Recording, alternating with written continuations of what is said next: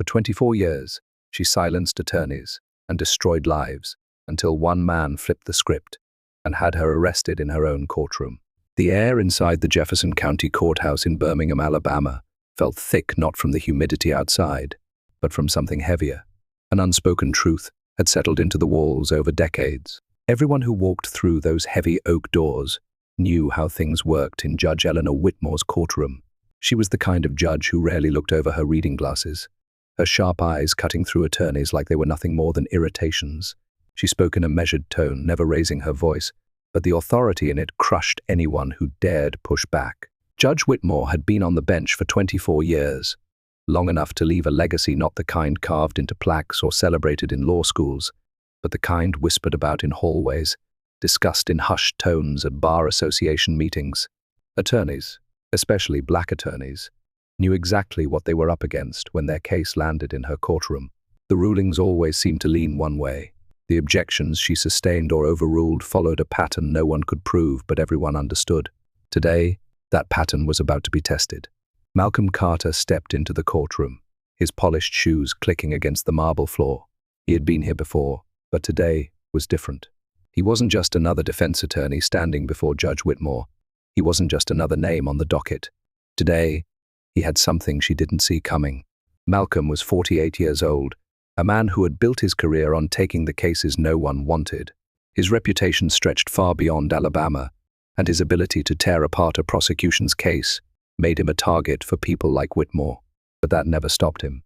What did stop him, just for a second, was the look in her eyes when he walked toward the defense table. She already hated him not because of the case, not because of anything he had said, but because he was him.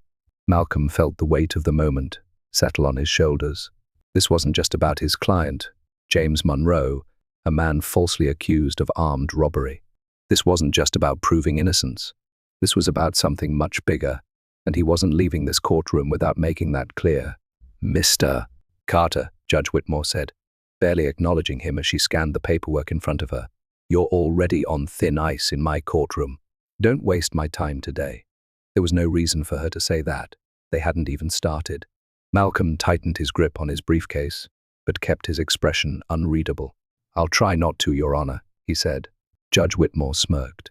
"Good, because I have a full docket, and I don't need theatrics."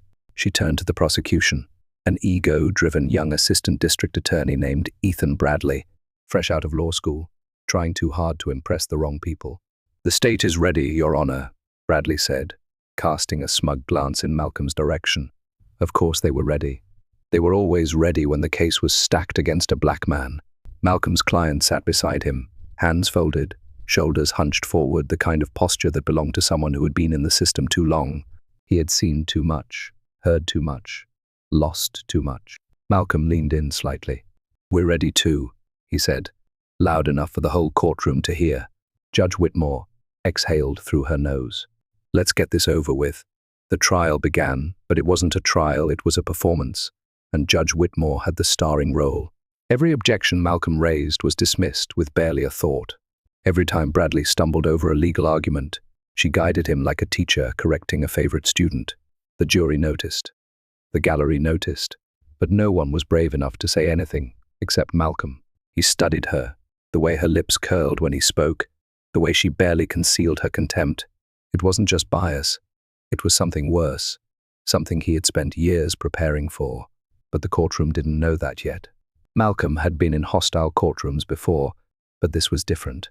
Judge Whitmore wasn't even trying to hide it. Every time he spoke, she cut him off. Every time he raised a valid argument, she waved it away like a fly buzzing near her ear. The courtroom had its own rhythm. Lawyers spoke, judges ruled, the jury listened.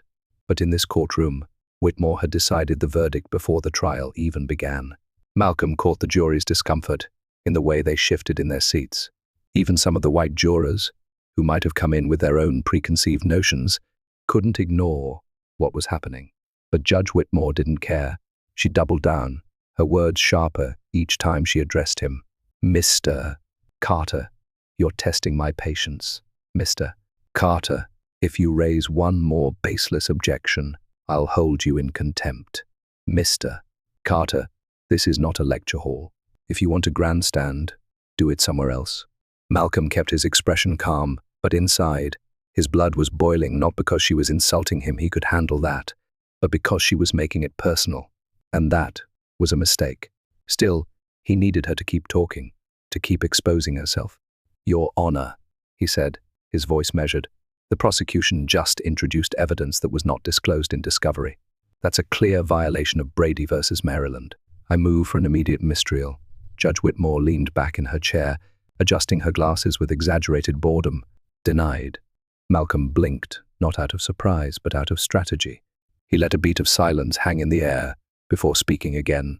"To be clear, Your Honor, you're refusing to acknowledge a Brady violation." Whitmore's lips pressed together. "I said denied, Mr. Carter." He could feel the courtroom shifting, the reporter scribbling faster, the whispers in the gallery growing louder. She saw it too, her eyes darkening, and for the first time, she looked directly at him. "You are dangerously close to being held in contempt, Mr. Carter."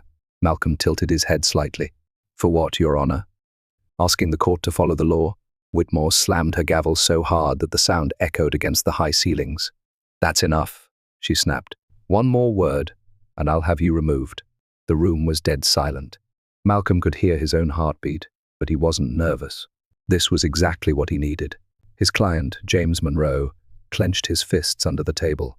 "Man, don't let her do this to you," he muttered, his voice barely above a whisper. Malcolm didn't even glance over. "I have nothing further, Your Honor," he said smoothly, taking his seat. Whitmore scoffed, acting as if she had won. But what she didn't realize was that the game had just begun, and she had played right into his hands. Malcolm sat still, his expression unreadable. He knew when to push and when to pull back, just enough to let someone destroy themselves. And Judge Whitmore was doing just that. The jury exchanged looks, some glancing at the gallery, where reporters scribbled furiously in their notepads. Everyone could feel it now, the shift, the discomfort, the raw exposure of a judge who had grown too comfortable in her own power. But Whitmore wasn't backing down. She sat straighter in her chair, her voice cold. "Mr. Bradley, continue with your questioning." Ethan Bradley cleared his throat, clearly rattled. He was young, but he wasn't stupid. He saw what was happening too. "Yes, Your Honor," he said, turning to the witness stand, where a shaky-eyed store clerk sat. "Mr. Thomas, can you confirm that the defendant, James Monroe, was the man you saw at the scene of the robbery?" The old man hesitated. Malcolm leaned forward slightly, watching. He'd seen this kind of hesitation before, the kind that meant someone wasn't as sure as they had been coached to be. Judge Whitmore wasn't interested in hesitation. "Answer the question," she pressed. The witness flinched. I think so," he said finally. Malcolm stood up immediately. "Objection, Your Honor. That is not a definitive statement." Whitmore didn't even hesitate. "Overruled." Malcolm exhaled slowly, shaking his head just slightly, just enough for the jury to notice. He let Bradley fumble through a few more questions before standing up for the cross-examination. Malcolm approached the witness stand, his voice steady. "Mr. Thomas, you said you think you saw my client that night. How sure are you?" The man licked his lips. "I mean, I thought I saw him, but you're not certain?" Malcolm asked. Whitmore cut in before the witness could answer. "Move on, Mr. Carter." Malcolm turned his head slowly, meeting the judge's eyes. This was too blatant, too obvious. "I'd like the witness to answer, Your Honor." "I said move on," Whitmore repeated, her voice sharp. Malcolm didn't blink. "For the record, Your Honor, you are preventing the witness from clarifying his own statement." Whitmore's face twitched. "I'm warning you, Mr. Carter." Malcolm smiled just slightly. "I understand, Your Honor." He turned back to the witness. "No further questions." He walked, to the defense table, slow and deliberate. He could feel the tension in the room shifting again, twisting, tightening. Whitmore knew she had lost control of the room, and Malcolm knew it was time. He wasn't here just to win this case. He was here to end her. He reached into his briefcase, his fingers brushing against the stack of documents that would change everything. And just as he did, the courtroom doors swung open. Something was about to happen that Judge Whitmore never saw coming. The heavy double doors of the courtroom swung open, and the sound alone was enough to shift every pair of eyes away from the witness stand. 2 federal agents in dark suits strode in, their movements crisp, purposeful. The courtroom went still, a silence so deep it swallowed the air itself. Malcolm didn't react. He simply smoothed out his tie and folded his hands neatly on the defense table. Judge Whitmore's eyes flickered with confusion, then irritation. "What is the meaning of this?" she demanded. One of the agents, a tall man with a clipped demeanor, flashed a badge as he spoke. "Judge Eleanor Whitmore, we need to speak with you immediately." Whitmore's jaw tightened. "I'm in the middle of a trial." The agent didn't budge. "It's urgent." Malcolm could see the confusion morph into something dangerously close to fear in her expression, just a flicker of it, quickly buried under a mask of judicial arrogance. She squared her shoulders. "This is highly inappropriate. Whatever this is, it will have to wait until I've concluded these proceedings." The other agent stepped forward, this time addressing the courtroom at large. "This is a matter of federal interest. It cannot wait." A ripple of whispers spread through the gallery. Even the jury, sworn to impartiality, couldn't hide their curiosity. Ethan Bradley, the prosecutor, cleared his throat awkwardly. Should we take a recess, Your Honor?" Whitmore's fingers curled into the bench. "No." Her voice was sharp, too sharp. "We are not taking a recess. The defense has wasted enough of this court's time, and I refuse to allow." The first agent interrupted. "We have a warrant for your arrest." A collective gasp rippled through the room. For the first time in 24 years, Judge Whitmore lost control of her courtroom. Malcolm let the moment breathe, let the weight of it sink into every corner of the room. Then, slowly, deliberately, he stood. He turned, looking at the jury, the gallery, the reporter scribbling frantically. Then finally, he faced her and spoke. "Your Honor," he said, "I believe you just denied my motion for a mistrial, but it seems this trial is now the least of your concerns." Judge Whitmore's face drained of color. The lead agent stepped forward, pulling a folded sheet of paper from his jacket. "Eleanor Whitmore, you are being arrested under suspicion of bribery, abuse of power, obstruction of justice, and violation of civil rights under federal law." The room exploded. The gallery erupted in voices, some shocked, some delighted, some stunned into silence. The jury sat frozen, their eyes bouncing between Malcolm and the woman on the bench. Whitmore looked at the agents, then at the paper, then at Malcolm, and for the first time, she truly saw him not just as another attorney arguing a case before her, but as the man who had been waiting for this moment. "Mr. Carter," Whitmore's voice wasn't sharp anymore. It was unsteady. Malcolm picked up his briefcase and stepped forward, locking eyes with her. "I told you," he said, calm, unwavering. "I follow the law, even when the law fails people like me." The lead agent moved to the bench. "Judge, we need you to stand." She didn't move. Then, finally, she did. And when the agent snapped the cuffs around her wrists, the courtroom wasn't just watching, they were witnessing a reckoning. But this wasn't over yet. The click of Sony of the handcuffs echoed through the courtroom, sharp and final. For 24 years, Judge Eleanor Whitmore had ruled this room with an iron grip. Attorneys feared her. Defendants knew they didn't stand a chance. The system had protected her for decades, turning a blind eye to her rulings, her bias, the thinly veiled contempt she held for people like Malcolm Carter. But now, she stood in the very spot where she had condemned countless men, before wrists bound, eyes frantic. The power in the courtroom was electric, a rare, once-in-a-lifetime kind of moment that no one had expected to see. The jury, the gallery, even Ethan Bradley, the young prosecutor, who had been so eager to please her, stared in stunned silence. Malcolm let the moment stretch. He had spent years building toward this gathering, every piece of evidence, tracking every bribe, every unethical ruling, every case she had manipulated. He had been patient, playing the long game, knowing that one day the weight of her corruption would become too heavy to ignore. And today was that day. One of the federal agents pulled a folded sheet of paper from his jacket and began reading the charges aloud. "Eleanor Whitmore, you are under arrest for multiple violations of the Civil Rights Act, bribery, obstruction of justice, and abuse of judicial power. You have the right to remain silent. Anything you say can and will be used against you in a court of law." Whitmore finally found her voice. "This is outrageous," she hissed. The lead agent didn't even blink. "You can take that up with your lawyer." A wave of murmurs swept through the gallery. The reporter scrambled to capture every detail, the way Whitmore's hands shook, the way her once imposing presence seemed so small now. She turned to Malcolm. "You," she spat, her voice laced with something between rage and disbelief. "This is your doing." Malcolm lifted his chin slightly. "This is justice," he corrected. For the first time in his career, the balance had shifted. Whitmore tried to compose herself, but it was useless. The power she had wielded for so long was gone. The irony wasn't lost on anyone. For years, she had sat in judgment, handing out hollow lectures about accountability and respect for the law. And now, she stood before the very system she had abused. The agents moved her toward the doors, but not before one final humiliation. A court officer, someone who had worked under her for years, who had once bowed to her authority without question, held the door open for her, like a routine step taken by any other defendant. Whitmore hesitated for only a brief moment before making her way through the heavy courtroom doors. With a swift motion, they slammed shut behind her, sealing her fate in an instant. She was gone, vanished from the place where she had held so much power and influence for so long. The courtroom fell into an eerie silence, the kind that clings to the air, thick with the weight of what had just unfolded. It wasn't just the abruptness of her departure, but the magnitude of it that left everyone breathless.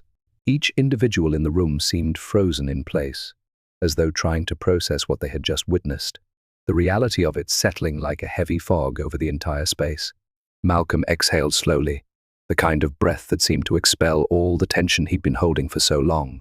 His hands, which had been tense at his sides, now rested heavily on the defense table, a faint tremor in his fingers. The fight had been long, and the weight of the moment felt both relieving and surreal. His client, James Monroe, turned to him, his face a mixture of disbelief and awe, as if he were unsure whether he was witnessing a scene from reality or a courtroom drama that could only happen on screen. "Man," James muttered in a low, stunned voice, shaking his head as if trying to rid himself of the impossible image of Whitmore's departure. "I thought people like her, they never paid for what they did." Malcolm gave him a sideways glance, his gaze flickering briefly to the now vacant judge's bench. It had once been occupied by a woman whose presence had dominated the room, but now it felt like a hollow reminder of the betrayal that had taken place.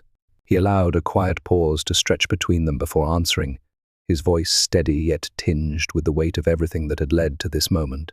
"They do," he replied, his tone calm but resolute. "But the real lesson is still to come." The silence in the courtroom was tangible, but it didn't last long. The gallery, still grappling with the shock of what had just transpired, began to hum with hushed conversations. Whispers filtered through the air, some of disbelief, some of awe, others edged with barely contained satisfaction, the kind of satisfaction only witnessed in those rare moments when the scales of justice tipped unexpectedly in favor of what was right. The jury members exchanged glances, their eyes wide, as if trying to confirm that they had all seen the same thing. The weight of that realization hung heavily between them, binding them in shared understanding. Malcolm remained unmoving, his posture unwavering, as he processed the scene unfolding around him. He had fought many battles in this courtroom, each one leaving its mark. But this felt different. It wasn't just a victory, it was something more profound, something years in the making. He had played the long game, tirelessly working behind the scenes to expose the corruption that ran so deeply through Whitmore's veins. He had known for so long that her actions were too brazen, too reckless, to stay hidden forever. Every piece of evidence he had gathered, every strategy he had planned, every moment of patience had led to this single, pivotal instant. Justice, it seemed, had finally arrived. But even in the face of that hard-won moment, there was a bittersweet edge to it. James Monroe, despite the victory that had just been achieved, was still sitting there in handcuffs, a stark reminder that the battle was far from over. The trial against him, the one Whitmore had manipulated and stacked against him, was still unfinished, still hanging in the balance. Judge Whitmore was gone, but the echoes of her influence remained, and the path to true justice had yet to be fully realized. Malcolm slowly turned, his eyes locking onto Ethan Bradley, the young prosecutor who had once appeared so self-assured, so brimming with confidence, standing tall under the protective wing of Judge Whitmore. That image, however, was now shattered. Bradley, pale and visibly shaken, no longer carried the same air of certainty. His hands gripped the edges of his notes with the desperation of a drowning man clinging to a life raft. The security he once relied on, the assurance of Whitmore's support, had evaporated, leaving him exposed and vulnerable. He had just lost his safety net, and with it, his sense of control. Malcolm cleared his throat, the sound cutting through the tension that filled the courtroom. His voice was firm as he addressed the new judge, who had been hurriedly brought in from another courtroom to take over the proceedings. "Your Honor," he began, his gaze never leaving the bench, given the recent developments, "I move for an immediate dismissal of all charges against my client." The new judge, an older black man, whose graying hair and calm demeanor spoke of decades of experience, paused before responding. Known for his unwavering commitment to fairness and his reputation for keeping the scales of justice balanced, the judge folded his hands together in front of him, his eyes steady as he regarded Malcolm. "On what grounds, Mr. Carter?" he asked, his voice low but commanding. Malcolm turned toward the jury, allowing his words to sink in before delivering his case. His tone was deliberate, each syllable laced with conviction, on the grounds that this entire trial was compromised from the very beginning. "Judge Whitmore's arrest today only confirms what we've known all along. She was never impartial, and neither were her rulings. This case, Your Honor, was tainted from the start. Evidence was ignored, key witnesses were dismissed, and my client was never afforded a fair trial. This entire process was manipulated from the top down." He let the weight of his words hang in the air for a moment, allowing the gravity of the situation to settle over the courtroom. Then, with a purposeful turn back toward the judge, Malcolm pressed his point home. "Now that the woman who orchestrated this miscarriage of justice is in handcuffs herself, the only appropriate action left is to right the wrong she has done. We must undo the damage she caused." The new judge sat back in his chair, his hands still folded in front of him, eyes narrowing slightly as he regarded Malcolm. The moment stretched, but it was clear the judge was weighing the request carefully. After what felt like an eternity, he gave a small, deliberate nod. His voice, when it came, was calm, but there was no mistaking the decisiveness in it. "I agree." A profound silence settled over the room, as if the entire courtroom collectively held its breath, waiting for the final word. The judge's voice broke through the stillness, with the authority that only someone of his stature could command. "The charges against James Monroe are hereby dismissed. Bailiff, remove his restraints." For a heartbeat, no one in the room moved. It was as though time itself had slowed. Then, with a soft click, the courtroom officer approached James and unlocked the handcuffs. The sound echoed, a sharp contrast to the stillness that had gripped the room. For the first time in years, James's hands were free again, no longer bound by the cold metal of injustice. He exhaled deeply, a long, weighted breath, one he had been holding for what felt like an eternity. The sense of relief that washed over him was palpable, as though a great weight had finally been lifted from his shoulders. In that moment, even Ethan Bradley, whose world had just crumbled around him, sat motionless at his desk. His face was a portrait of defeat as he stared at the wood of the table in front of him, his expression vacant, as if he had just lost something far more significant than a mere trial, something irretrievable.